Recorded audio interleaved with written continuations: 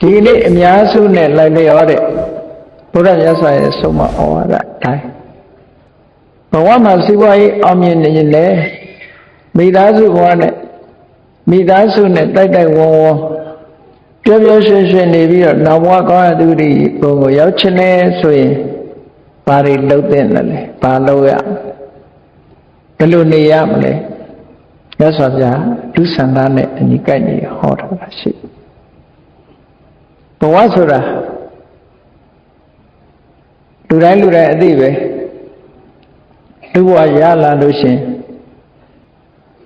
သာဝတိပြည့်ပြည့်စုံစုံဖြစ်အောင်ချမ်းသာကြွယ်ဝဖို့သာဝတိပြည့်စုံဖို့လူတိုင်းဟာနေ့စဉ်ရုန်းကန်နေတယ်ဆိုတာသိကြတယ်အလုံးဟာဒီအတွက်လှုပ်ရှားလို့ရုန်းကန်နေကြနေ့စဉ်နဲ့များအလုပ်တွေလုပ်ကြတယ်မိမိဘဝအကျိုးပေးရအလုပ်တစ်ခုတော့လုပ်နေကြတယ်လောကစားတော့ကြတယ်တချို့တလေပင်ပန်းပန်းလုပ်ကြတယ်တချို့ကသက်သာလုပ်ကြဘယ်သူပဲဖြစ်ဖြစ်သက်သာလုပ်တဲ့လူပဲဖြစ်ဖြစ်ပင်ပန်းပန်းလုပ်ရတဲ့လူပဲဖြစ်ဖြစ်အဓိကကတော့ဘဝမှာယက်တည်နိုင်မှုအတွက်ကြိုးစားခြင်းသာဖြစ်တယ်ဘဝမှာရရှိတဲ့အခြေအနေကောင်းတစ်ခုကိုရပြီးချမ်းသာနေနိုင်ဖို့ဆိုတဲ့ညှော်မှန်းချက်တွေနဲ့ကြိုးစားနေကြတာနိုင်ငံတနိုင်ငံကြိုးစားတယ်လို့ပဲမြို့တစ်မြို့ရွာတစ်ရွာဒေသတစ်ခုမှလည်းပဲစီးပွားရေးဖွံ့ဖြိုးတိုးတက်အောင်ဆိုတဲ့စီမံချက်တွေနဲ့ကြိုးပမ်းအထောက်နေကြလူတယောက်ကိုချိလိုက်မယ်ဆိုရင်လည်းမိသားစုတိုင်းမလုပ်ကြတာလဲစီးပွားတိုးတက်ပြီးတော့ချမ်းသာကြွယ်ဝဖို့ဆိုတဲ့ရည်ရွယ်ချက်နဲ့ဘဝနေပြေလည်ပြီးတော့ချမ်းသာနဲ့ဘဝတစ်ခုယက်တည်နိုင်ဖို့ဆိုပြီးကြိုးစားတာဒါပဲအဓိကလူတွေဆန္ဒရှိနေတာအများစုကဒါပဲလို့ဒီလိုပြောအဲ့တော့လူဆန္ဒတွေကိုလိုက်ပြီးတော့တစ်ခုစီရွေးကောက်မယ်ဆိုရင်တော့အများကြီးပေါ့တယောက်ကကားစီးခြင်းနဲ့တယောက်ကတိုက်တယ်ခြင်းနဲ့တယောက်ကတယ်လီဗီရှင်းဝယ်ခြင်းနဲ့စသဖြင့်တစ်ခုစီလိုက်ပြောမယ်ဆိုရင်တော့အများကြီးဖြစ်သွားမှာအဲ့ဒီလိုပြောเสียမလိုတော့ပဲနဲ့အလုံးခြုံငုံပြီးတော့မြတ်စွာဘုရားဟောကြားထားတယ်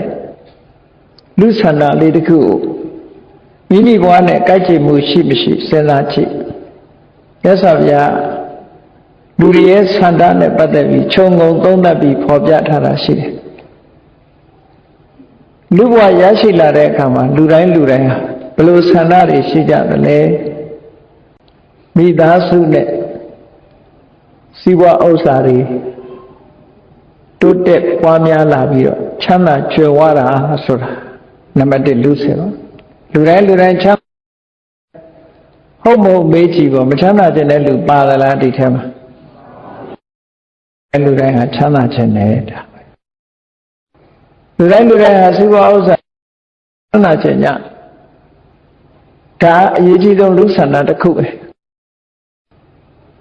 အဲ့ဒီလိုချမ်းသာကြွယ်ဝလာပြီးတဲ့နောက်မှာလူတွေရဲ့ဆန္ဒဟာဒီနားရင်ရပ်သွားလာလို့ဆိုမရသေးဘူးချမ်းသာကြွယ်ဝခြင်းနဲ့နောက်မှာဘာဖြစ်လာတော့ဘာလိုခြင်းလာပြန်တော့ဆိုဂုဏ်သတင်းကြော်စောခြင်းဆိုတာလိုလားတယ်ဟုတ်တယ်လေလောကလူတွေဟာချမ်းသာကြွယ်ဝလာတဲ့အခါမှာကိုယ်နာမည်ထင်ပေါ်ဖို့ဆိုတဲ့တစ်ခုကြိုးစားလာကြတယ်မတမထင်ရှားတယ်ရှင်ပြိုင်မှုတွေကိုကြည့်လိုက်မယ်ဆိုရင်ဒီသဘောဟာပါနေတယ်နော်မတတ်တာလို့အရှုံးပေးနေတဲ့လူကိုမပြောနဲ့ပေါ့အစစ်တစ်ခုရောက်လာပြီဆိုလို့ရှိရင်ဂုဏ်သတင်းတက်ဖို့ရအတွက်စူးစမ်းနေကြတာစီးပွားဥစ္စာတိုးတက်ပြီးတဲ့နောက်မှာဂုဏ်သတင်းကြီးခြင်းကြတယ်နာမည်ကျော်ခြင်းကြတယ်နာမည်ကြီးခြင်းကြဒါလည်းလူဆန္ဒတစ်ခုပဲဒါရင်ပြီးပြီလားလို့ဆိုမပြီးသေးဘူးလူတွေရဲ့ဆန္ဒဒီနားရင်ရမသွားဘူးနံပါတ်1ချမ်းသာခြင်းနဲ့နံပါတ်2ဂုဏ်ရှိတည်ရှိဖြစ်ခြင်းနဲ့နံပါတ်3ဘာဖြစ်လာလဲအရွယ်လေးရလာတဲ့အခါအသက်ရှည်ခြင်းနဲ့ဟောလူတိုင်းအသက်တူပါစေလို့ဘယ်သူမှဆုတောင်းဘူးနော်အသက်ရှည်ပါစေဆုတောင်းတဲ့လူကလည်းတောင်းဆုပေးတဲ့လူကလည်းအသက်ရှည်ပါစေပဲဆုတောင်းသက်ရှည်ခြင်းညတယ်ဘာဖြစ်လို့လဲဆို စီးပွားချမ်းသာကြွယ်ဝတဲ့ပုဂ္ဂိုလ်ပိုးအသက်ရှည်ခြင်းစီးတဲ့ဥစ္စာခံစားလို့အားမရသေးဘူးဒါမို့အသက်ရှည်ခြင်းနဲ့ဒါတတိယဆန္ဒတစ်ခုပဲအဲ့တော့ချမ်းလည်းချမ်းသာတယ်ဂုဏ်သတင်းလည်းကြီးမားတယ်ကြော်စောတယ်အသက်လည်းရှည်ခြင်းနဲ့ဒီတင်မဲ့လူဆန္ဒပြည့်ဝသွားလို့ဆိုမပြည့်သေးဘူးမနေရလို့တည်တဲ့အခါမှာကောင်းရတုဂတိရောက်ချင်သေးတယ်ဆိုရင်နောက်ဆုံးဆန္ဒကလေးရှိသေးတယ်ဟုတ်ကဲ့လားနောက်ဘဝသိသည်ဖြစ်စေမသိသည်ဖြစ်စေဘာသာတိုင်းဟာကောင်းရတုဂတိရောက်ဖို့ဆိုတဲ့ကြိုးစားချက်ဥတည်ချက်လေးတွေရှိတယ်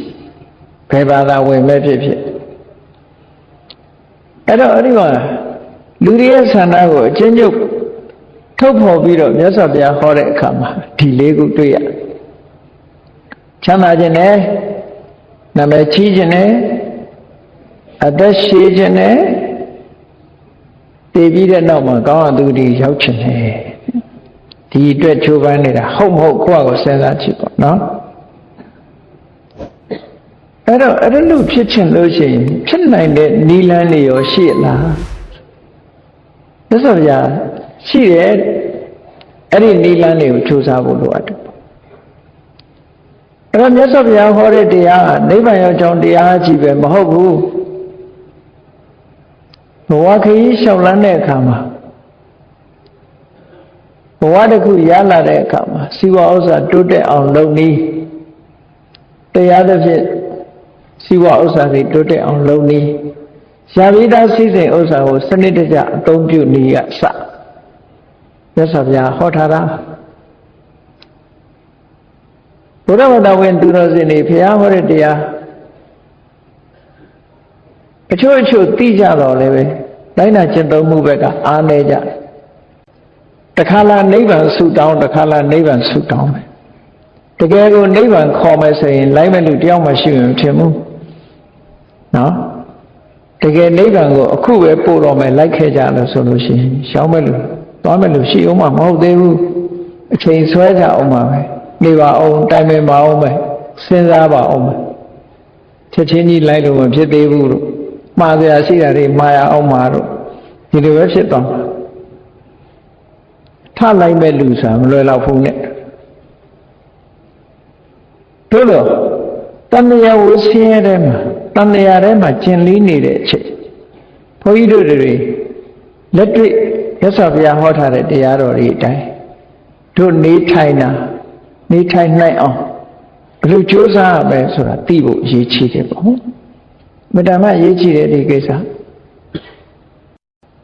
အဲ့တော့ဘုရားဘာသာဝင်သူတော်စင်တွေအနေနဲ့စီးပွားအောင်မြင်ဖြစ်ထွန်းမှုဘက်ကအာမနဲ့ရအောင်ကြိုးစားဘယ်ကိစ္စပဲဖြစ်စီးပွားအောင်မြင်ဖြစ်ထွန်းမှုဟာကိုယ့်အတွက်လည်းချမ်းသာမှုအတွက်သုံးကြ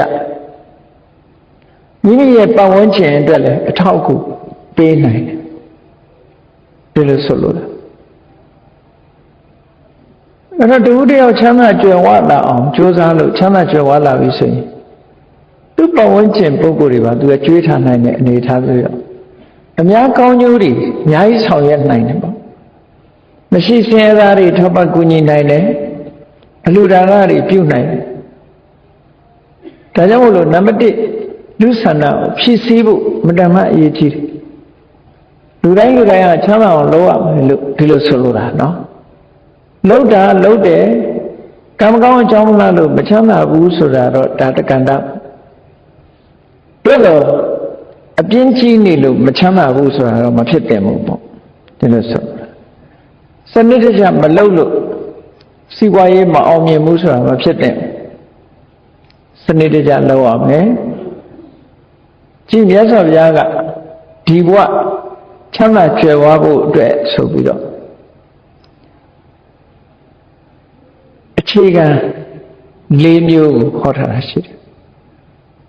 စီးပွားအောင်မြင်မှုရဲ့အတွက်အခြေခံအချက်၄မျိုးအဲ့ဒီအချက်၄မျိုးကနံပါတ်1ကဘာလို့ဆိုရင်ကိုလုပ်တဲ့လုပ်ငန်းဘယ်အလုံးနဲ့ပဲအသက်မွေးအလုပ်တိုင်းတော့ယူရမှာပေါ့ရွေးပြီးတဲ့အခါမှာကိုလုပ်တဲ့အလုပ် တက်ဝေးဝမ်းကြောင်းလုပ်တဲ့အလုပ်နဲ့ပတ်သက်လာလို့ရှိရင်ကျိုးကျိုးစားစားတက်တက်ကြွကြွလုပ်ရမယ်ဒါတခုကိုလုပ်တဲ့အလုပ်ပေါ်မှာအလုပ်မကြိုးစားဘူးတေးတေးတတ်တတ်မလုပ်ဘူးနော်အောင်မြင်အောင်မကြိုးစားဘူးဆိုလို့ရှိရင်ကိုယ်ပိုင်အလုပ်ဆိုလည်းမအောင်မြင်ဘူးသူများအလုပ်ဆိုလို့ရှိရင်လည်းအလုပ်ဖြုတ်ခံမှာဘာလို့မကြိုးစားအဲဒါကြောင့်မို့လို့ကြိုးစားအထောက်မှုဆိုတာရှိရအဲ့လိုကြိုးစားတဲ့အခါမှာအလုပ်တစ်ခုကိုလုပ်ပြီးစိုက်ပျိုးရေးပဲလုပ်နော်ဘယ်လုပ်ငန်းပဲလုပ်ပြီးဆိုတဲ့အခါမှာအရေးကြီးတာပါတော့ဆိုလို့ရှိရင်ကြိုးစားမှုတက်တက်နဲ့မရဘူးကြိုးစားပြီးဆိုတဲ့အထဲမှာဘာတွေထည့်သွင်းပြီးတော့မှတ်သားရလဲလို့ဆိုရင်ကြိုးစားပြီးဆိုတဲ့ပုဂ္ဂိုလ်ဟာနံပါတ်1လုပ်ငန်းကျွမ်းကျင်မှုရှိဖို့လိုတယ်နံပါတ်2ဆွဲကောင်းမှုလိုတယ်နံပါတ်3နည်းပညာလိုတယ်ဒီလိုလုပ်ငန်းမကျွမ်းကျင်ရင်လည်းမအောင်မြင်ဘူးဇွဲမရှိရင်လည်းမအောင်မြင်ဘူးနည်းပညာမရှိရင်လည်းပဲအောင်မြင်တဲ့လောက်မအောင်မြင်ဘူးတဲ့ဒါကြောင့်မလို့ကြိုးစားတယ်ဆိုတဲ့အထဲမှာမြတ်စွာဘုရားဒီ3ခုပါထည့်ဟောဒါဘုရားဟောထားတာနော်ဥဋ္ဌာဏတမ္ပရာလို့ဆိုတဲ့အထဲမှာမြတ်စွာဘုရားထည့်ဟောထားတာဘယ်လို့ကျွမ်းကျင်ရမယ်ဆွဲကောင်းရမယ်နည်းပညာရှိရအဲ့ဒီ3မျိုးနဲ့လုပ်ပြီးဟိုပဲစိုက်ပျိုးရေးလုပ်တယ်ခြံတယ်တွေကအစဘယ်လုပ်ငန်းပဲလုပ်ပြီးဆိုတဲ့အလုပ်ပေါ်မှာအာရုံစိုက်ပြီးကြိုးစားပန်းစားဒီအချက်တွေနဲ့အညီကြိုးစားအထောက်အမယ်အဲ့ဒါလို့ကြိုးစားအထောက်လို့ရှိရင်စီးပွားချမ်းသာခြင်းကြွယ်ဝခြင်းဆိုတဲ့လူရဲ့ဆန္ဒမလွဲမသွေဖြည့်ဆည်းနိုင်မှာဖြစ်တယ်ပေါ့ဒါဖြင့်ကြိုးစားလို့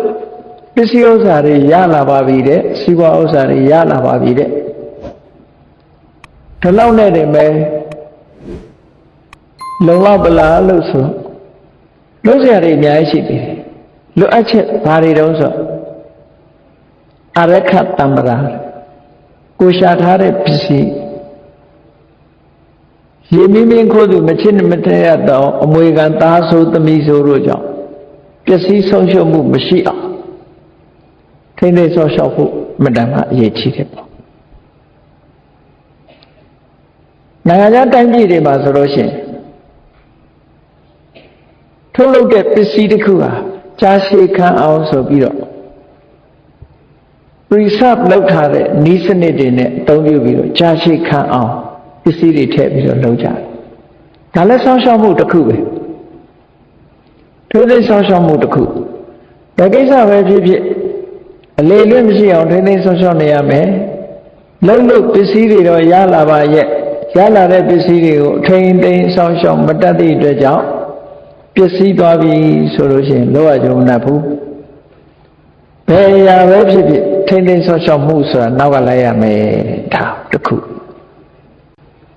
စီးပွားရေးအောင်မြင်မှုရအတွက်နော်နံပါတ်1ကကြိုးစားတာနံပါတ်2ကရလာတဲ့ဟာထိမ့်သိမ်းဆောက်ရှောက်တာဒါဖြင့်နံပါတ်3ကလိုအပ်ချက်ကဘာတော့ဆိုတမစီဝိတာဝင်ငွေထွက်ငွေမြတ်မြတ်တာတုံးတတ်ဖို့အတုံးနဲ့အဖြုံနားလည်ပြီးတော့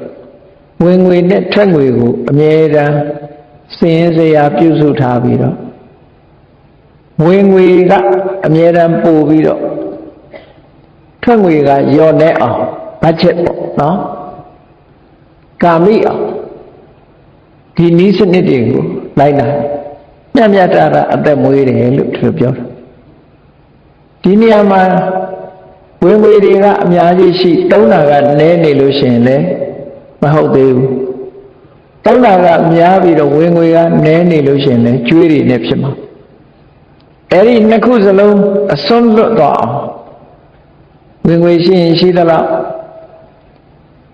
ဝင်ငွေနဲ့ထက်ငွေမြတ်မြတ်တာသုံးဆွဲတတ်တာဒါတမစီဝိတာလို့ခေါ်တယ်ဒါမြတ်စွာဘုရားကအလုံးခြုံငုံပြောထားတာဒီကနေ့ခေတ်ဘယ်နိုင်ငံပဲဖြစ်ဖြစ်စီးပွားဖြစ်နေတဲ့ပုဂ္ဂိုလ်တွေ စီးပွားဥစ္စာချမ်းသာကြွယ်ဝနေတဲ့ပုဂ္ဂိုလ်တွေလိုက်မေးဒီစနစ်နဲ့လုပ်နေတာချင်းဘုရားဟောတာလို့သိသည်ဖြစ်စေမသိသည်ဖြစ်စေကပ္ပနိယမသဘောမျိုးပဲမြတ်စွာဘုရားကဒီတိုင်းသွားရင်ဒီတိုင်းဆိုတော့လမ်းဆိုတာရှိနေတာဒီဘောမျိုးလာတဲ့လမ်းကြီးရှိနေအဲ့ဒီလမ်းပေါ်လျှောက်ရင်ဒီဘောမျိုးတဲ့ဥတည်ထားတဲ့လမ်းပေါ်မှာလျှောက်ရင်ရောက်မလာနိုင်ဘူးလားဘယ်သူလျှောက်ဒီလမ်းပေါ်မှန်ရင်လမ်းမှန်ရင်ရောက်မှာပဲပေါ့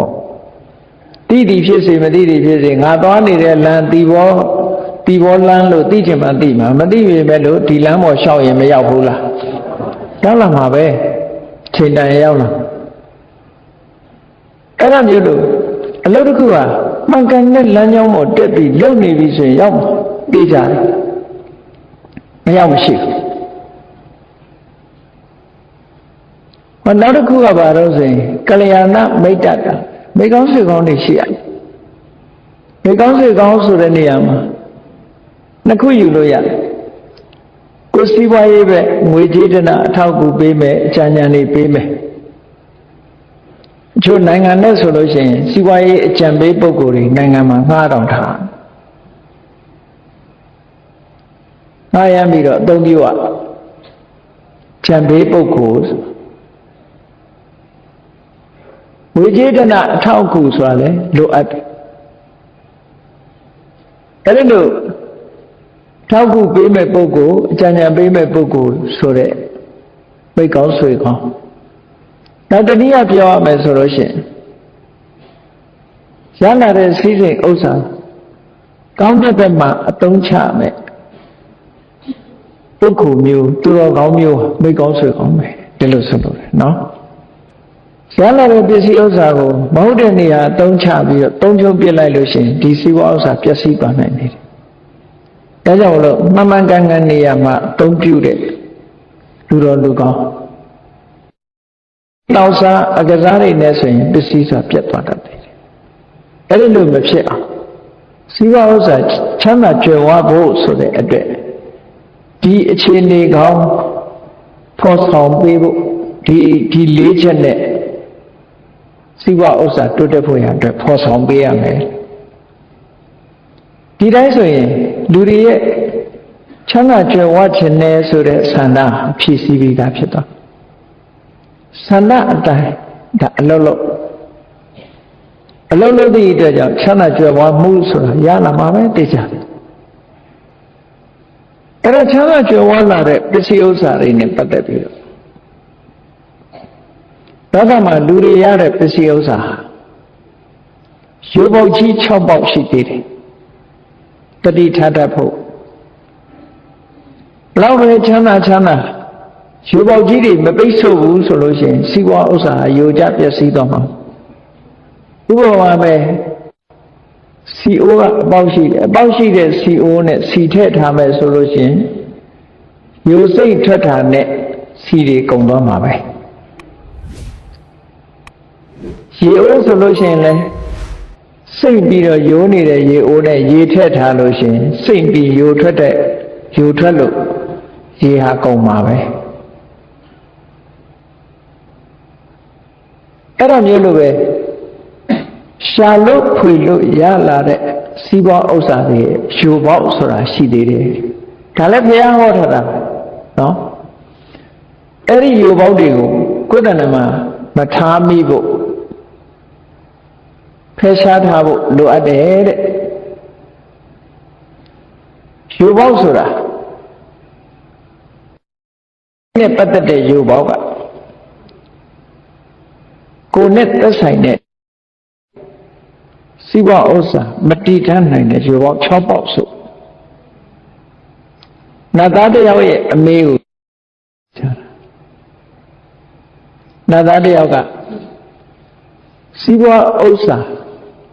ယူကျပျက်စီးစေနိုင်တဲ့ယူပေါက်ကြီးတွေလောကမှာဘယ်နှခုရှိသလဲနတ်တွေကလည်းပဲလူတွေရဲ့ဘဝကိုစိတ်ဝင်စားလို့မေးတာလည်းဖြစ်နိုင်တယ်။ဒါလို့လို့ဆိုတော့နတ်ဆိုတာလည်းလူဘဝကသွားတာလေဘုရားဘာသာတရားတော်ရဆို လူဘဝမှာကောင်းရကောင်းမှုကုသိုလ်တွေလုပ်ပြီးတော့နတ်ဘဝရောက်သွားတာအဲ့တော့ရောက်သွားတဲ့အခါမှာထိုက်တဲ့လောက်အတွေ့အကြုံရသိနေကြဒါကြောင့်မို့စီးပွားဥစ္စာမတည်နိုင်တော့အပေါက်ကြီးလူတွေမှာစီးပွားဥစ္စာယူကျပျက်စီးဖို့အတွက်ယူပေါက်ကြီးတွေပဲနှပေါက်ရှိပါသလဲလို့မြတ်စွာဘုရားကိုမေးတဲ့အခါဘုရားဖြေထားတာရှိတယ်သစိတ်ဓာနိလောကတမိယထဝိတ္တံ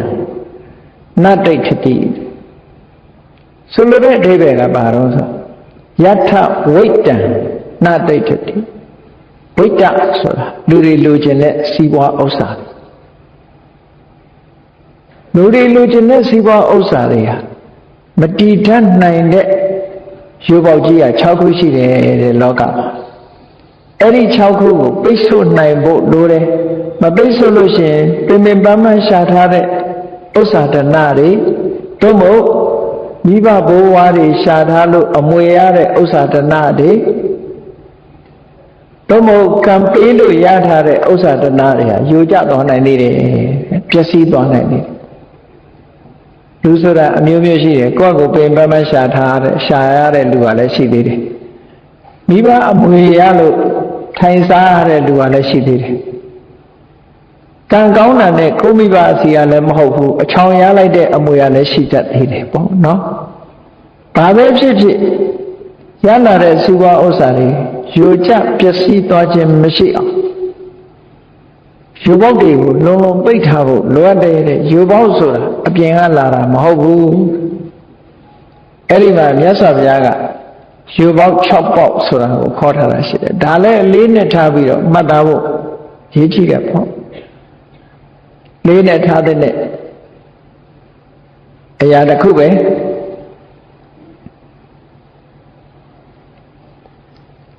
ရလာတဲ့စည်းစိမ်ဥစ္စာတွေကိုယ်တဏ္ဍာမှာတည်ထခိုင်မြဲနေဖို့နံပါတ်1ယူပေါက်ကဘာလဲလို့ဆိုရင်အာလတယအပြင်းထူခြင်းနော်စည်းစိမ်ဥစ္စာချမ်းသာကြွယ်ဝတဲ့လူတွေဟာပြင်းထူတောင်းတထေးသားတွေကများသောအားဖြင့်မွဲတော်တာပဲများမိဘဆရာရတဲ့အမွေတွေထိုင်စားသုံးဖြုံပြီးတော့တထေးသားတွေကနောက်ဆုံးကျတော့မွဲတော်ပြင်းထူတာကိုယ်တိုင်အခြေခံကနေစားပြီးတော့ရှာဖွေလောက်ကင်လာလို့ရလာတဲ့စုဆောင်းထားတဲ့စည်းစိမ်ဥစ္စာတွေကို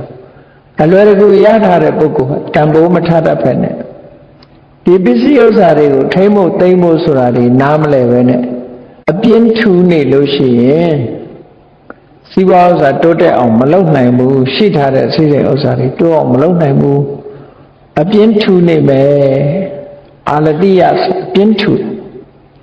ထိုင်ပြီးရင်လည်းထတော့အိပ်ပြီးရင်လည်းထတော့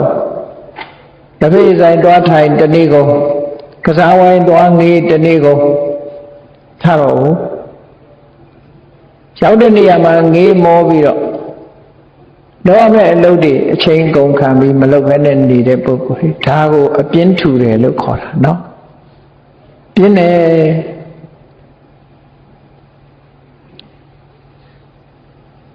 မြန်မာနိုင်ငံမှာတပိတ်ဆိုင်ထိုင်ပြီးတော့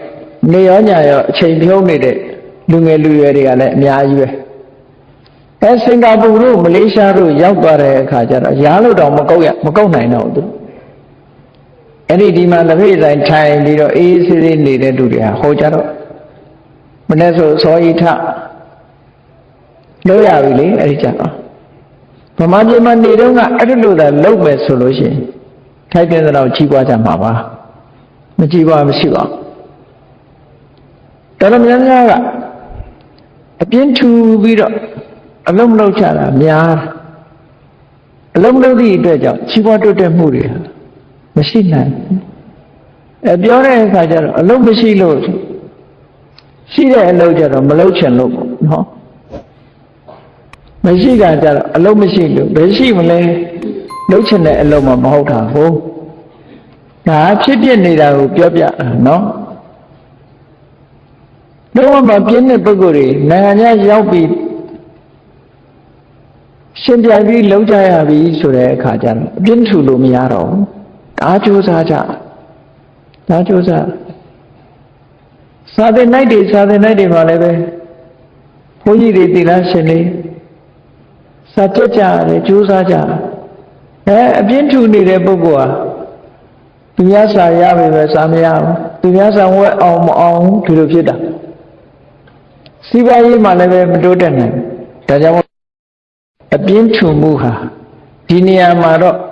မေခွန်းရှင်ကမေးတာကစီးပွားဥစ္စာတွေယိုကျတဲ့အပေါက်ကိုမေးတာ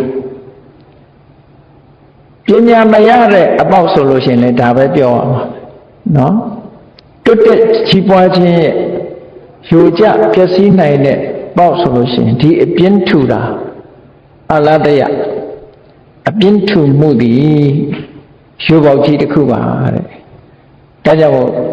အပြင်းမထူပဲနဲ့ကြိုးစားအထောက်ကြနေရန်တက်တက်ကြွကြွအလုံးလုံး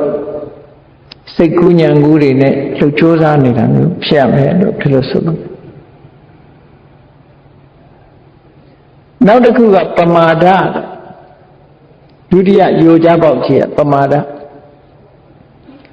တော့မဲ့အလုပ်တွေပေါ်မှာစိတ်မဆိုင်ဘူးတယ်လီဗီရှင်းကြည့်နေမယ်အပျော်ပါးတွေလိုက်မယ်အကစားဝိုင်းတွေမှာသွားနေမယ်ဒါတွေကိုပမာဒလို့ခေါ်တာပဲနော်အဲ့ဒီပမာဒမိမိလျော်ရောနေတာဟာလည်းပဲစီဝါဥစ္စာယိုကျပျက်စီးခြင်းရဲ့အပေါက်တစ်ခုပဲလို့ဒီလိုဟောတာလည်းဆိုပြအပေါက်တွေဟောနံပါတ်3ကဘာလို့ဆိုရင်အနုဌာနဆိုတာခုနကအပြင်းထူတာအနုဌာနဆိုတာထထကြွကြွမရှိတာနော်ထထကြွကြွမရှိတာပေါ်ရင်းပေါ့ဖြတ်ဖြတ်လက်လက်တက်တက်ကြွကြွမလုပ်တာလုပ်ပါရဲ့တက်တက်ကြွကြွမရှိဘူးအတ္တတေရောမရှိဘူးကြွကြွတင်းတင်းမရှိဘူးအမြဲတမ်းနောက်ကျနေတယ်အဲ့ဒါလို့ကြိုးပမ်းအထောက်မှုမရှိတဲ့ပုဂ္ဂိုလ်အနုဌာန်ဒါလည်းပဲပျက်စီးဆုံးရှုံးခြင်းရဲ့အကြောင်းတစ်ခုပဲစီဝါဥစ္စာတွေယိုကျပျက်စီးသွားနိုင်တယ်ပညာရေးနဲ့ပတ်သက်လာရင်မအောင်မြင်နိုင်ဘူးနောက်တစ်ခုကဘာလို့ဆိုအပ္ပံယမကိုချင်းသီလပြတ်ပြားတယ်မထိန်သိမ်းဘူးစောင့်ရှောက်ဘူးကိုမထိန်သိမ်းဘူးကိုချင်းပတ်သက်ပြီးတော့ထိန်သိမ်းမှုမရှိဘူးကောင်းအောင်မနေဘူးမိကောင်းဖခင်သာသမီပြီးမကောင်းတဲ့အကျင့်စရိုက်တွေကိုမကျင့်မိအောင်ကိုထိန်ရနှုတ်ကိုထိန်သိမ်းစောင့်ရှောက်ရတယ်ကိုထိန်သိမ်းစောင့်ရှောက်ရကာယကံဝစီကံဒီတစ်ခုကိုထိန်သိမ်းနဲ့နေထိုင်ရမယ်ပေါ့ကိုချင်းတရားမပြတ်ပြားစေရဘူးကိုချင်းတရားပြတ်ပြားမှုဟာလည်းပဲစီးပွားရေးယိုကျပျက်စီးဖို့ရအပေါက်ကြီးတစ်ခုပဲကိုချင်းတရားပြတ်ပြားသွားရင်မရတော့မြတ်စွာဘုရားလက်ထက်တော်ခါကာလတော်ကအလုံးကြောက်ကြလိမ့်မယ်ဒီဇလန်းကိုဗာရဏသီပြည်ကဂရေ80မီလီယံနာမဟုတ်ဘူးဘီလီယံနာပေါ့အဲ့ဒီခေတ်ကဂရေဆိုတာဘီလီယံနာဂရေ80ကျွယ်ဝတဲ့တထေးကြီးရဲ့တူရီတော်သားနောက်တထေးတူကဂရေ80ကျွယ်ဝတဲ့တထေးတူမှာတူရီတော်သမီးနော်တထေးသားလည်းမိဘတွေကဂရေ80ချမ်းသာတယ်တထေးသမီးကလည်းပဲဂရေ80ချမ်းသာကျွယ်ဝ160ဓမ္မ2ယောက်ပေါင်းလိုက်တဲ့အခါဓမ္မချမ်းသာငွေကြေးတနာတွေချိလိုက်မယ်ဆိုရင်သူတို့တစ်သက်တာမကုန်နိုင်ဘူးလို့ပဲယူဆဒါကသူတို့မှရှိတဲ့ရွှေထင်းကအရေးအတွက်ကိုပြောတာလဲရာကိုင်းကျွန်းဥယျာဉ်ချမ်းမြေဒါတွေမပါသေးဘူးလို့ဆိုလို့တယ်အဲ့ဒါတော့ကျွယ်ဝချမ်းသာတဲ့တထေးသား ဘာပညာမှမတတ်တော့ကိုယ့်ရဲ့ကိုချင်းတရားကိုမထိန်းသိမ်းဆောက်ရှောက်နိုင်နောက်ဆုံးကြကိုချင်းတရားနောက်ပိုင်းမှာပြက်ပြားသွားတယ်ဆိုတာအယက်ဒေတာတွေတောက်စားမူရစ်တယ်နော်အယက်ဒေတာတောက်စားမူရစ်ရင်ကနေပြီးတော့စီးပွားဥစ္စာတွေကိုတုံးဖြုံစားသုံးဖြည့်ဆည်းပစ်တယ်နောက်ဆုံးကြတော့တက်80ကျော်80အရွယ်ကြီးမှာဘာဖြစ်သွားတော့ဆိုခွက်လက်ဆွဲပြီးတော့တောင်းစားရတဲ့တောင်းစားဘဝရောက်သွားတယ်နှစ်ယောက်စလုံးဒါက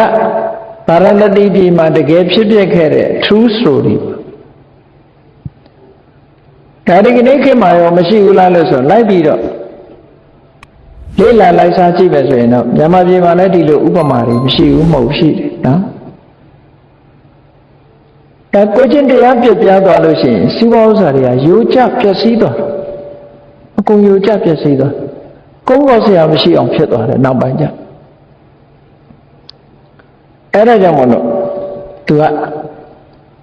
တန်ရမကိုယ့်ကိုထိမ့်သိမ်းဆောက်ရှောက်နိုင်မှုဆိုတာဓမ္မအရေးကြီးတယ်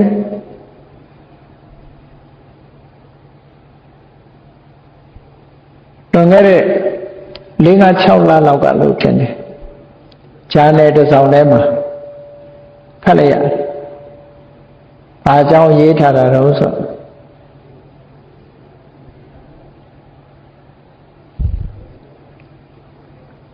ရန်ကုန်မြို့မှာဟိုးရှိတော့ကရှိခဲ့တဲ့တရုတ်တတိသားတယောက်အကြောင်းရေးထားတာရှိတယ်။ရန်ကုန်ရောက်တဲ့လူတွေကုတ်ကိုင်းလမ်းစုံအဲ့ဒီနန်းတော်ကြီးလို့ဆောက်ထားတဲ့တရုတ်တတိအိမ်ရှိတယ်ခဏထိရှိတော့မှအဲ့ဒါနော်အဲ့ဒီတတိသားဟာနောက်တုန်းမှာအလုံးနဲ့ပတ်သက်ပြီးတော့ကြိုးစားအထောက်မှုတွေအားပြော့လာတဲ့အခါကျွေးပတ်ပတ်နဲ့ဝိုင်းပြီးတော့နောက်ဆုံးဟာဆင်းရဲတဲ့ဘဝရောက်သွားတယ်မိဘကချမ်းသာလောင်အားကြီးလို့နန်းတော်ကြီးလို့အိမ်ကြီးဝင်းကြီးခြံကြီးနဲ့ဆောက်ထားပြီမဲ့လို့နောက်ဆုံးမှမထိန်နိုင်တဲ့အခါကျတော့သွားတာပဲချင်းချောင်းပဲလစ်လို့ခေါ်တယ်ချင်းချောင်းနန်းတော်ဆိုဂရိတ်ကြီးရန်ကုန်မှာရှိတဲ့အဲ့တိုက်ကြီးကနောက်ဆုံးဟာဆင်းရဲသွားတယ်ဆိုတဲ့သတင်းဖတ်လိုက်ရတယ်ဒါတွေကအလဟတဆင်းရဲတာမဟုတ်ဘူးအခုပြောခဲ့တဲ့ယူပေါက်တွေမပိတ်နိုင်လို့ဆင်းရဲတာလို့ဒီလိုမှတ်နော်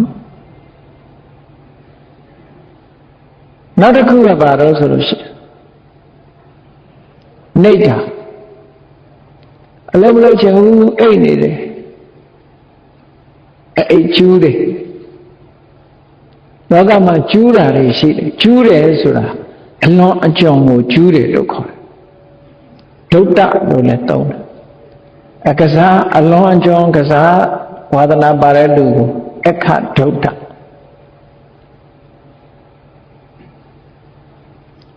အရက်ကိုအလွန်အကျွံတောက်စားတဲ့ပုဂ္ဂိုလ်သူရဒုတ္တဒီလိုခေါ်တာပေါ့နော်အမျိုးသမီးတွေနဲ့ပတ်သက်တဲ့အလွန်အကျွံလုပ်တဲ့ပုဂ္ဂိုလ်တွေအဋ္ဌိဒုတ္တလို့ခေါ်တယ်ဒီပုဂ္ဂိုလ်တွေအားလုံးဟာပျက်စီးတာကြီးပဲ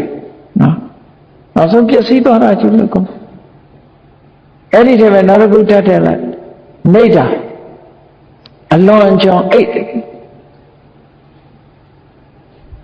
ဘယ်တော့ဖြစ်ဖြစ်အိတ်နေတာများလောလောမပြင်းအိတ်အဲ့ဒါလည်းပဲရိုးပေါက်ကြီးတစ်ခုပဲတဲ့နောက်6ခုမြောက်ရိုးပေါက်ကပါတော့ဆိုတန်တီတဲ့ဘယ်လို့ရပဲဖြစ်ဖြစ်တက်လက်ချက်ချမှုမရှိပဲနဲ့ဖင်နှွဲလေးကန်ဖင်နဲ့လေးကန်နေတဲ့ပုဂ္ဂိုလ်တရားဘယ်တော့ဖြစ်ဖြစ်အောက်ကြနောက်ကြဖြစ်မယ်အောက်ကြနောက်ကြဖြစ်တယ်ဘယ်တော့မှဆိုနှိခွေးတယ်အလုံးလုံးတဲ့အခါမှာသူများလုပ်ပြီးမှလောက်ရတာဆိုနှိခွေးဥပမာတစ်ခုပြောမယ်ဆိုလို့ရှိရင်ဒ ဒီကနေ့အာရှနိုင်ငံတွေထဲမှာအားလုံးသိတဲ့အတိုင်းစင်ကာပူနိုင်ငံချမ်းသာတယ်လို့ပြောကြတယ်အရင်တော့စင်ကာပူနိုင်ငံဟာမြန်မာပြည်ကိုလာပြီးနမူနာယူရစင်ကာပူနိုင်ငံလွတ်လပ်ရေးရတာဘယ်တော့မှမကြာသေးဘူးအင်္ဂလိပ်ခုနှစ်1956ခုလောက်ကမှရတာအဲ့ဒီတော့ကမလေးရှားရဲ့ပြည်နယ်တစ်ခုပဲဖြစ်တယ်ငါဘာမှမရှိဘူးရေတောင်မလေးရှားဘက်ကဝယ်တော့အဲ့ဒီနိုင်ငံတစ်ခုဟာဘာဖြစ်လို့ဒီကနေ့မှချမ်းသာကြွယ်ဝသွားတာလဲဘာဖြစ်လို့ချမ်းသာရတာလဲမေးကြည့်လိုက်ရသော်ဘုရားဟောတဲ့တရားတော်တွေအတိုင်းသိသည်ဖြစ်စေမသိသည်ဖြစ်စေဘုရားကအမှန်ကိုဟောတာလောကိုဟောတာဥပဒေကိုဟောတာမြတ်စွာဘုရားလမ်းကြောင်းကိုပဲဟောတာနော်ဒီလမ်းကြောင်းပေါ်ဟာဘုရားဘာသာရှောက်ဘုရားဘာသာမဟုတ်တဲ့ပုဂ္ဂိုလ်ရှောက်ဒီလမ်းကြောင်းပေါ်ရှောက်ရင်ဒီစခန်းရောက်မှာပဲဒါသိကြတယ်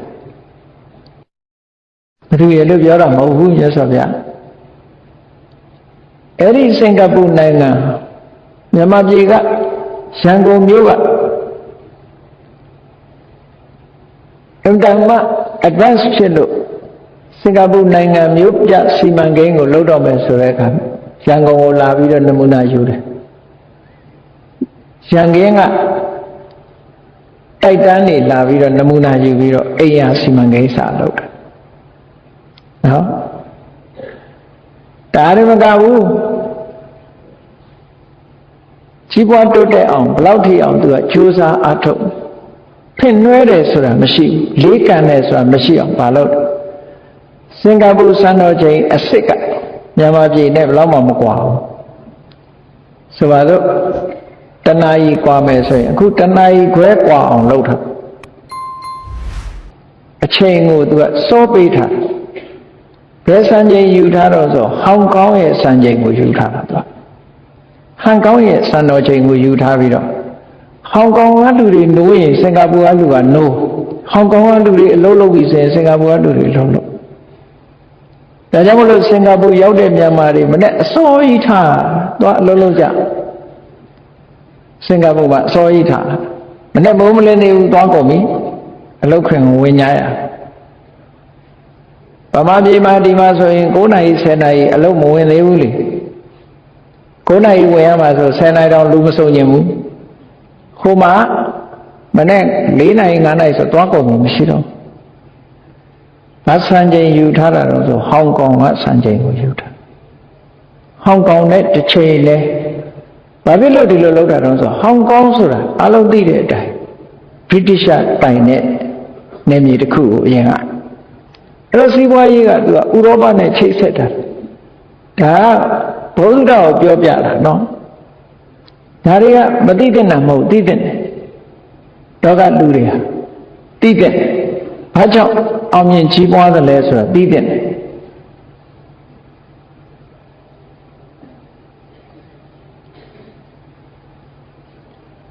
ရောပနဲ့ချိတ်ဆက်ထားတဲ့ဟောင်ကောင်နဲ့အချိန်ချင်းချိတ်လိုက်တဲ့အခါကျတော့ဥရောပကသတင်းတွေရောဘာရောသူဘယ်သူမှနောက်မကြတော့ဘူး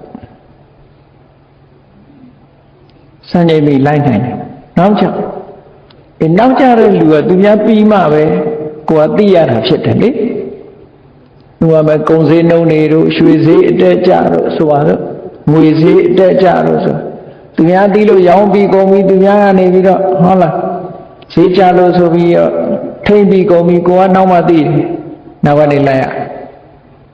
သူတို့ကအဲ့ဒါလိုမဖြစ်အောင်လုပ်ထားလို့တောင်းမို့လို့ဘာမှမရှိတဲ့နိုင်ငံကြီးပွားတိုးတက်သွားတာဆိုလိုတာကအခုရသော်ပြဟောတဲ့ထဲမှာကြည့်ကံဒီတဲ့လုပ်ငန်းနဲ့ပတ်သက်ပြီးတော့မဖင့်နှွှဲရဘူးတဲ့တွက်လက်ချစ်ချာကိုကစောရဒီလိုဆိုလိုတာနော်အားလုံးဟာချူတင်ပြီးတော့ဒီလိုရှိနေရမရှိဘူးဆိုလို့ရှိရင်စီးဝါးယူကြပျက်စီးသွားနိုင်တယ်ဒါကမြတ်စွာဘုရားကိုယ်တိုင်ဟောထားခဲ့တဲ့တန်ရုပ်ပါဠိတော်မှာပါတဲ့ရှုပေါက်ကြီး6ပေါက်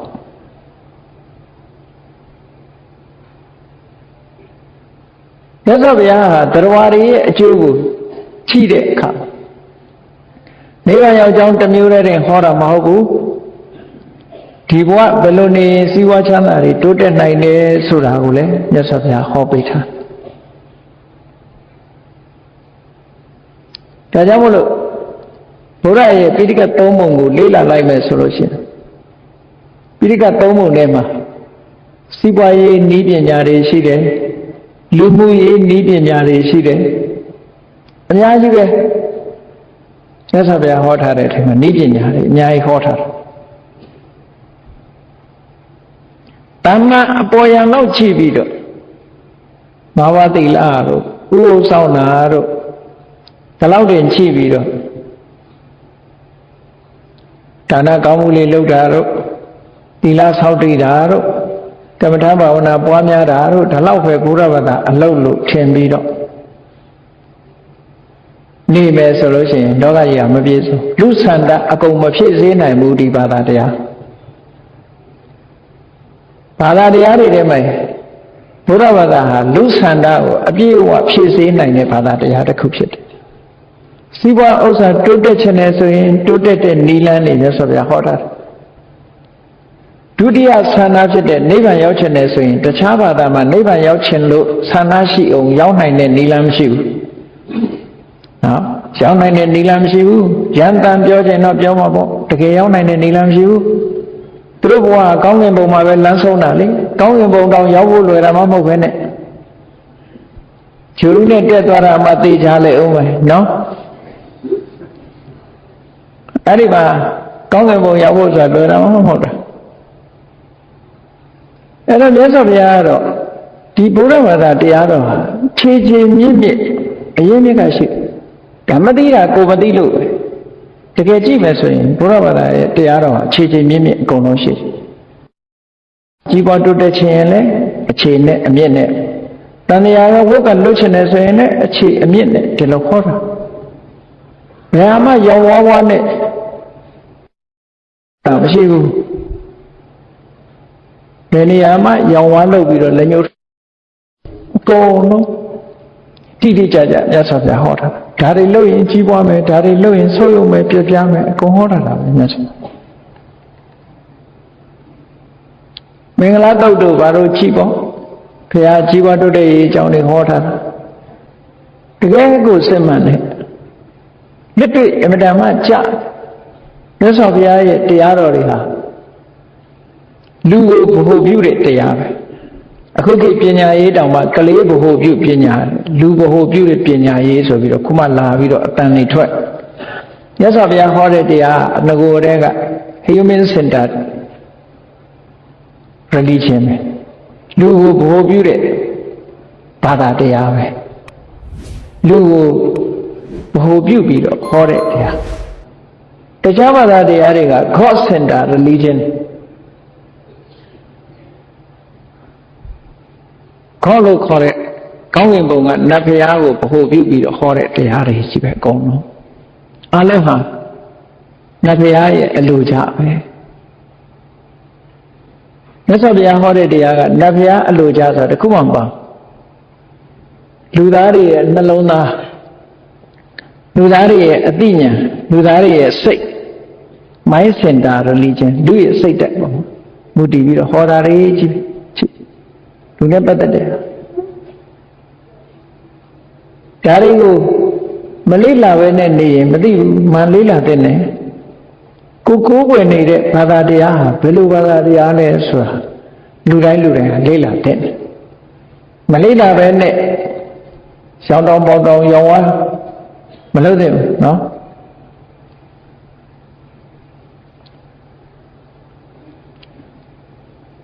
ရောင်ဝါးဝါလုပ်လို့ရှိရင်တော့ဘာမှ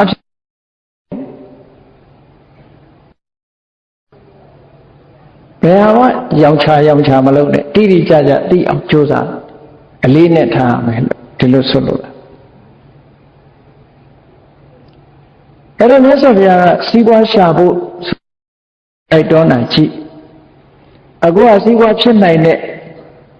လမ်းလေးတွေကိုမြတ်စွာဘုရားပြထားတယ်ဒါဖြင့်စီးပွားရှာရင်မြတ်စွာဘုရားဘယ်လိုစီးပွားရှာရမလဲအကောင်းဆုံးစီးပွားရှာနည်းကားကိုမြတ်စွာဘုရား စီးပွားရှာတဲ့ပုဂ္ဂိုလ်ရဲ့အမျိုးအစားထဲမှာအကောင်းဆုံးလူသားဘယ်ပုဂ္ဂိုလ်ဖြစ်နိုင်လို့ဆိုရင်စီးပွားရှာပြီဆိုရင်ဓမ္မလမ်းကြောင်းနဲ့စီးပွားရှာဓမ္မလမ်းကြောင်းဆိုတာမတရားသဖြင့်စီးပွားမရှာဘူးမတရားသဖြင့်စီးပွားရှာတယ်ဆိုတာဒုစရိုက်နဲ့စီးပွားမရှာဘူးဒုစရိုက်နဲ့စီးပွားမရှာဘူးဆိုတာသူများအသက်တပ်ပြီးတော့စီးပွားမရှာဘူးသူများဥစ္စာခိုးပြီးတော့စီးပွားမရှာဘူးသူတော်ဘာသာမယာစော်ကားပြစ်မှားပြီးစီးပွားမရှာဘူးလိန်ပြောပြီးစီးပွားမရှာဘူးဒီလိုဆိုလို့တာဒုစရိုက်10ပါးနဲ့စီးပွားမရှာဘူးအဲ့ဒါကိုတရားသဖြင့်စီးပွားရှာတယ်လို့ခေါ်တယ်ဒါတွေမပါဘူးနောက်ပြီးတော့မြတ်စွာဘုရားဟောထားတဲ့အထက်မှာဘုရားကိုယုံကြည်ကိုးကွယ်တဲ့ဥပဒကာတွေဟာအယောင်းဝယ်မလုပ်သင့်ဘူးလို့ဘုရားကပြောထားတာ9ခုရှိတယ်အယောင်းဝယ်လုပ်ပြီးတော့တက်မွေးဝမ်းကြောင်းမလုပ်သင့်ဘူးတဲ့ဘုရားဘာသာဖြစ်လာရင်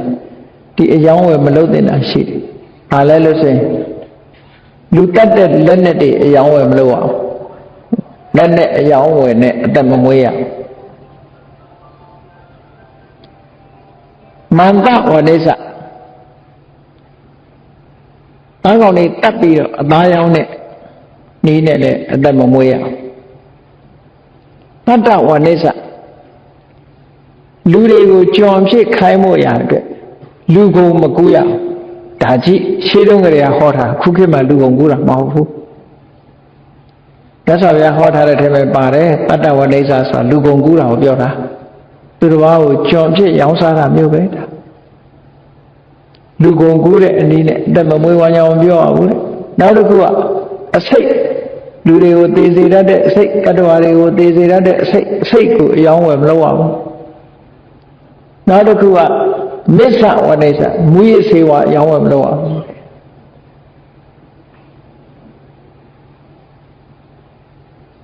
ဒါရီဟာလူရဲ့အကျိုးပြုလုပ်ငန်းတွေမဟုတ်ဘူးလူသားကြီးတရားလုံးကိုပျက်စီးအောင်လုပ်တဲ့ဟာတွေဖြစ်တဲ့အတွက်ကြောင့်မြတ်စွာဘုရားကအပြစ်ရှိတဲ့ဟာတွေကိုမလုပ်ရဘူးလို့မလုပ်တဲ့ဘူးလို့ဒီလိုဒီကနေလွတ်တဲ့စီးပွားရေးတွေအများကြီးရှိတယ်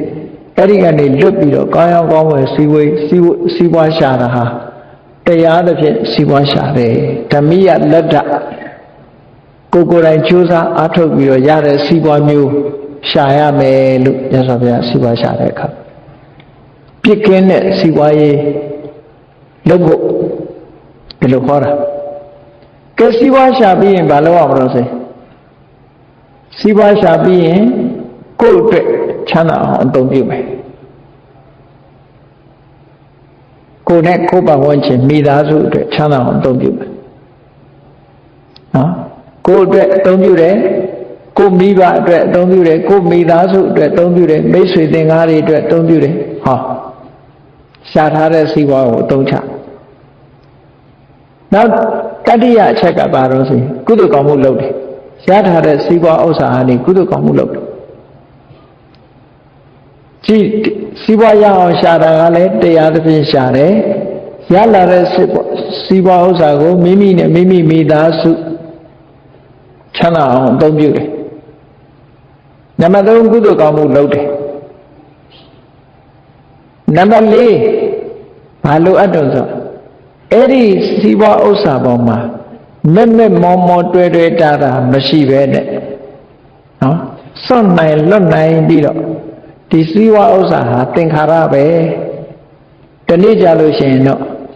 ပစ္စည်းကတော့လဲလူကိုစွန့်လူကတော့လဲပစ္စည်းကိုစွန့်ဘယ်ရာမှမမြဲဘူးဆိုတဲ့ဆင်ခြင်တုံတရားနဲ့ပစ္စည်းကိုအသုံးပြုရမယ်တဲ့ဟောတွေ့တာမရှိအလုံးဒီ၄ချက်နဲ့ပြည့်စုံတဲ့ပုဂ္ဂိုလ်ဟာတကယ်အတော်ဆုံးစီးပွားကိုအသုံးပြုတဲ့ပုဂ္ဂိုလ်လို့ဒီလိုယူရအကောင်းဆုံးပုဂ္ဂိုလ်စိရင်ထဲမှာဒီပုဂ္ဂိုလ်ကပါဒါလည်းမြတ်စွာဘုရားဟောထားတဲ့တရားပဲကောင်းပြီလူရဲ့ဆန္ဒစီးပွားဥစ္စာတွေတိုးတက်ခြင်းလို့ကြိုးစားအထောက်ပါပြီတဲ့ဒီဘဝမှာအခုလို့အခြေအနေကောင်းတွေပေါ်မှာမူတည်ပြီးတော့စီးပွားဥစ္စာလို့စီးပွားဥစ္စာတွေဖြစ်ထွန်းလာပါပြီနောက်ဘဝကောင်းဖို့ရအတွက်ကဘာတွေလိုအပ်တာတော့ဆိုတရားရှိရမယ်သီလရှိရမယ် တုဒ္ဒဆိုတဲ့အကြအမြင်ရှိရမယ်စာခဆိုတဲ့စွန့်လွတ်မှုရှိရမယ်ပညာလို့ဆိုတဲ့အသိပညာရှိရမယ်ဒီအချက်တွေဟာအမှန်တမ်းအရေးကြီးတယ်လို့ဆိုလို့တတ္တသီလတုဒ္ဒစာခပညာအဲ့ဒီ၅မျိုးသို့မဟုတ်တတ္တသီလစာခပညာဒီ၄မျိုးဒီအရေးချင်းတွေနဲ့ရှိပြီဆိုတဲ့ပုဂ္ဂိုလ်တရားတရားလို့ဆိုတဲ့ကံကံရဲ့အကျိုးကိုယုံကြည်မှုယရဏသုံးပါးရဲ့ဂုဏ်ကိုယုံကြည်မှုဆိုတဲ့တရားစွမ်းအားရှိနေတဲ့ပုဂ္ဂိုလ်ဟာကိုယ်ချင်းတရားကောင်းတဲ့လူဖြစ်တယ်သီလကိုယ်ချင်းတရားကောင်းတဲ့အတွက်ကြောင့်စာကဆွတ်လွတ်နိုင်မှုရှိတယ်ပညာတဲ့နာပြည့်ရှိတာနဲ့မရှိတာခွဲခြားသိနိုင်စွာပညာရှိတယ်ဟောဒီအချက်တွေနဲ့ပြည့်စုံလာတဲ့ပုဂ္ဂိုလ်တယောက်ဟာနော်ဒီဘဝမှာလည်းပဲဒီအရေးချင်းတွေကထိမ့်သိမ်းဆော့ရှော့ပြီးနောက်ဘဝအတွက်လည်းချမ်းသာဒုက္ခကိုရနိုင်တဲ့အရေးချင်းတွေပဲလို့လူရဲ့ဆန္ဒဒီဘဝလည်းမိသားစုနဲ့တိုက်တိုက်ဝန်းဝန်းပျော်ပျော်ရွှင်ရွှင်နဲ့အောင်အောင်မြင်မြင်စီးပွားရေးအောင်အောင်မြင်မြင်နဲ့ချမ်းချမ်းသာသာနေထိုင်ပြီးမပူပင်မကြောက်ကြပဲမတောင်းတသုံးဆောင်စားတော့ကြပြီးနောက်ဘဝမှာလည်းပဲကောင်းတဲ့သူတွေရောက်ရမယ်လို့ဆိုတယ်လူရဲ့ဆန္ဒပဲဒီအချက်တွေနဲ့တင်လုံလောက်ပါတယ်တဲ့အကုန်လုံးဒါလို့ဆိုရင်လုံလောက်ပြီနောက်ဘဝကောင်းတဲ့သူတွေရောက်ဖို့အတွက်လည်းလုံလောက်သွားပြီဒါဆိုရင်ဒါကပထမလူဆန္ဒဒီစနစ်အတိုင်းလိုက်တာจิตသုံးခြင်းဖြင့်ရနိုင်တယ်လို့ဒီလိုမှတ်သားကြအဲ့ဒီလိုမဟုတ်ဘူးတန်လျာဝုကလွတ်ချင်တယ်ဆိုရင်တော့အဆင့်တစ်ခုထပ်ပြီးတော့တိုးရနိုင်မယ်လူတွေရဲ့ဒုတိယမြောက်တကယ်ကိုတန်လျာဝုကိုညီးငွေ့ပြီးတော့နိဗ္ဗာန်လိုချင်တဲ့ပုဂ္ဂိုလ်တွေရဲ့ဆန္ဒဘယ်လိုလုပ်တဲ့လဲဆိုတာလက်ပြန်ညာကြတာမှရှင်းပြီးတော့ဟောပြောမယ်အခုဒီကနေ့ညမှာအခြေခံအားဖြင့်လူဆန္ဒဖြစ်စည်းဖို့ရအတွက်မှန်ကန်တဲ့နိလန်းတွေကိုရသော်ပြဟောထားတာထို့သုတ်တံကထုတ်တော့ပြီးတော့မှတ်သားကြရအောင်ဟောပြောတာဖြစ်တယ်ဒါကြောင့်မို့တရားရှင်သူတော်စင်ပြိဿအပေါင်းတို့ဘုရားမြတ်စွာဟောကြားတော်မူခဲ့တဲ့တရားဓမ္မအတိုင်းမိမိတို့ကိုယ်တိုင်ကဗုဒ္ဓံတရဏံကိစ္ဆာမိမြတ်စွာဘုရားကိုကိုးကွယ်ရလို့စိကပ်ပါတယ်ဆိုတာဒီလိုအဆုံးအမတွေလိုချင်လို့ဘုရားကိုကိုးကွယ်ဒီအဆုံးအမတွေရပါရဲ့တန်းနဲ့မလိုက်နာဘူးဆိုလို့ရှိရင်တော့မြတ်စွာဘုရားရဲ့အပြစ်မဟုတ်ဘူးဖြစ်တယ်ပေါ့ဒါကြောင့်မို့ဒီအဆုံးအမတွေရအောင်ဘုရားကိုးကွယ်တယ်ကိုးကွယ်ရာဂျိုးနှက်အောင်ဘုရားမြတ်စွာဟောကြားတော်မူခဲ့တဲ့တရားဓမ္မအတိုင်းလိုက်နာကျင့်သုံးခြင်းဖြစ်တာလေဒီဘဝလူတွေရဲ့ဆန္ဒကိုဖြည့်ဆည်းနိုင်မှာဖြစ်တယ်လို့ကိုယ်စီသဘောကျကြိုးစားအားထုတ်နိုင်ကြပါစေကုန်သတည်း